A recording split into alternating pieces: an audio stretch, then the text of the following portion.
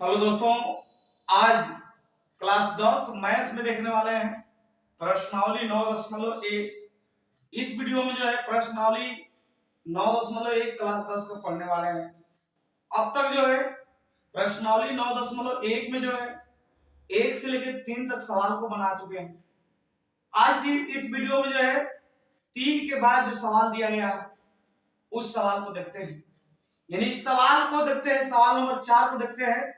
सवाल नंबर 4 देखिए दिया है, ये कह रहा है कि भूमि के एक बिंदु से, भूमि के जो है किसी एक बिंदु से कह रहा है कि जो मीनार के पाद बिंदु से, यानी जो है मीनार के पाद बिंदु से कह रहा है 30 मीटर की दूरी पर है।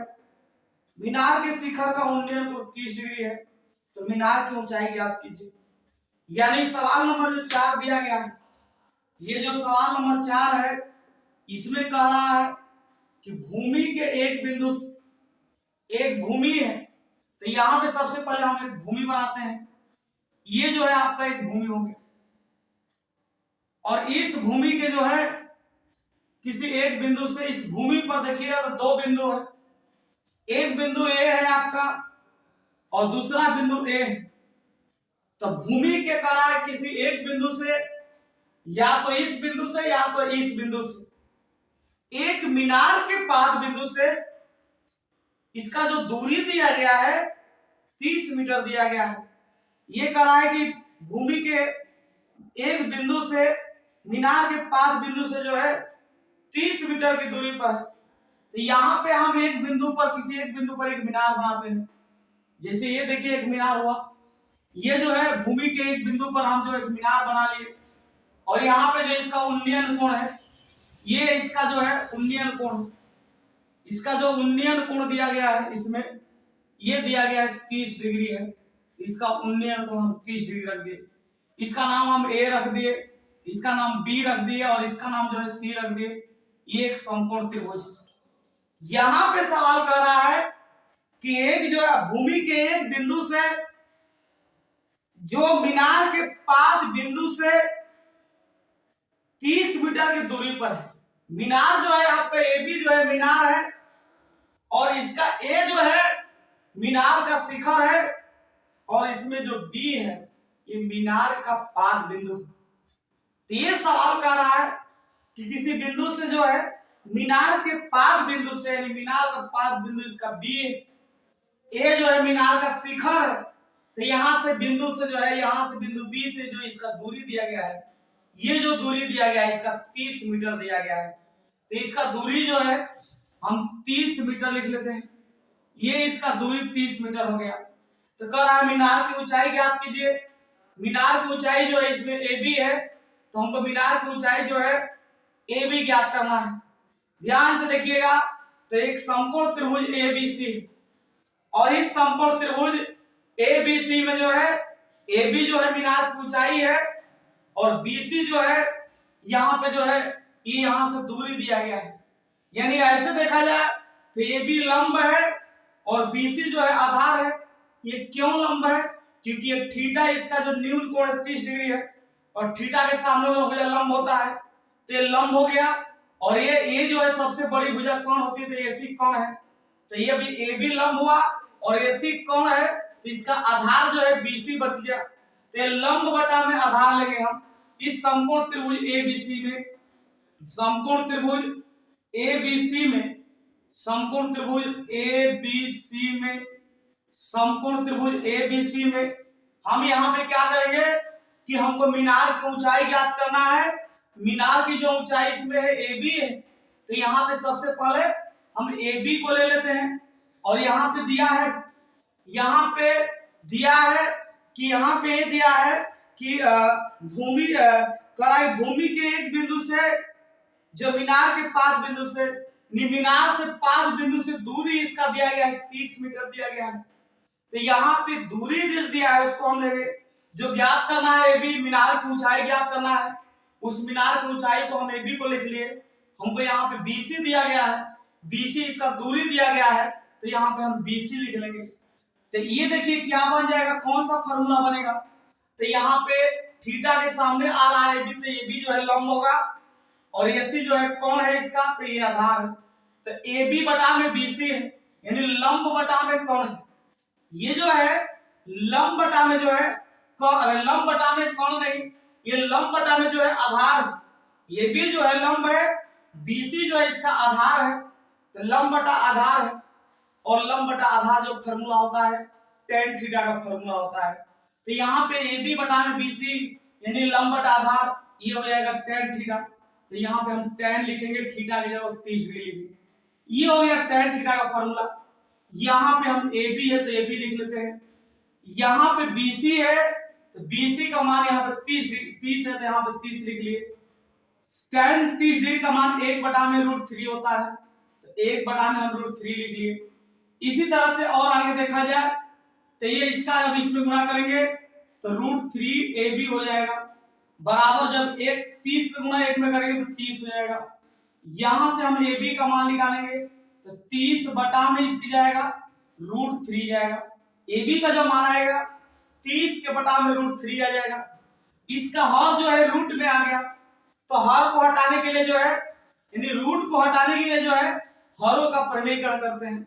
कभी भी हर को जो है रूट में नहीं लिखा जाता है, इसका हर रूट में आया है तो इसको रूट को हटाने के लिए हम हरों का प्रमेयीकरण करेंगे। तो यहाँ पे लिखेंगे हरों का प्रमेयीकरण करने पर, हरों का प्रमेयीकरण करने पर, हरों का प्रमेयीकरण करने पर, तो हरों का जो है इसका हम प्रमेयीकरण करते हैं। तो यहाँ पे हो जाएगा AB बराबर, ये हो जाएगा 30 बटा में √3। हर से ही ऊपर भी गुणा करेंगे, नीचे गुणा करेंगे। इसका हर जो है √3 है, √3 से ऊपर नीचे दोनों गुणा कर देंगे तो ये हो जाएगा 30 √3 और ये हो जाएगा 3। यहां से जब कटाएंगे इसको तो ये बचेगा 10 √3। तो ये जो है AB जो है आपका मीनार की ऊंचाई है। इसमें हमको पूछ रहा था कि मीनार की ऊंचाई ज्ञात कीजिए, तो यहाँ पे लिखेंगे अतः मीनार की जो ऊंचाई AB है, AB बराबर आ गया 10 मीटर। तो यहाँ पे लिखेंगे अतः मीनार की ऊंचाई,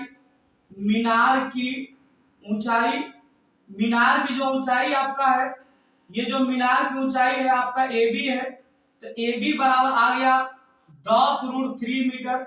ये जो है मीनार की ऊंचाई है, ये जो है आपका 10 √3 मीटर जो है सवाल नंबर 4 का आंसर होगा। आइए सवाल नंबर 5 को समझिए। 5वां सवाल को देखिए क्या है।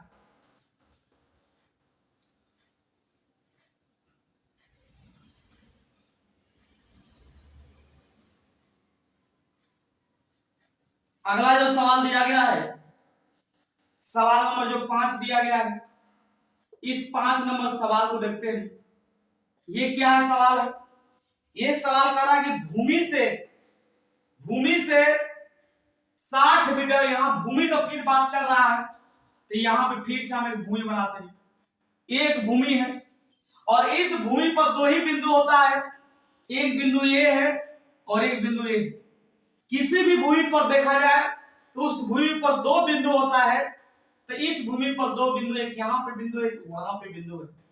ये सवाल कर रहा है कि भूमि से कह रहा है कि 60 मीटर की ऊंचाई पर जो है एक पतंग जो है उड़ रही है। भूमि से 60 मीटर की ऊंचाई पर जो है एक पतंग उड़ रही है।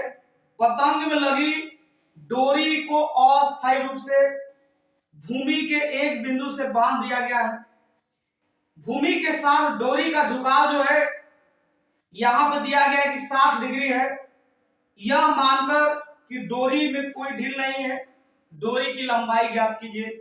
यहां पे कह रहा है कि भूमि से कह रहा है कि 60 मीटर की ऊंचाई पर जो है एक पतंग उड़ रही है। तो सबसे पहले जो है एक 60 मीटर ऊंचाई वाला जो है पतंग बनाते हैं। तो यहां पे देखिए, मान लीजिए इस बिंदु से एक पतंग उड़ा रहे हैं यहां से, और ये जो है एक पतंग है मान के चलिए, और ये यहाँ पे जो है भूमि से जो है इसकी ऊंचाई जो है पतंग यहां से उड़ रही है इतना ऊंचाई पर, ये जो ऊंचाई इसका जो है 60 मीटर, 60 मीटर की ऊंचाई पर जो है पतंग उड़ रही है।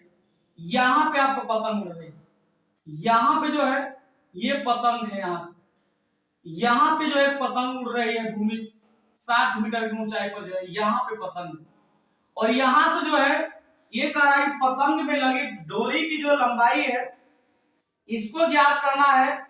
और यहाँ पे डोरी का झुकाव जो है, ये जो डोरी यहाँ पे लगा इसका जो झुकाव दिया गया है ये भी दिया गया है 60 डिग्री।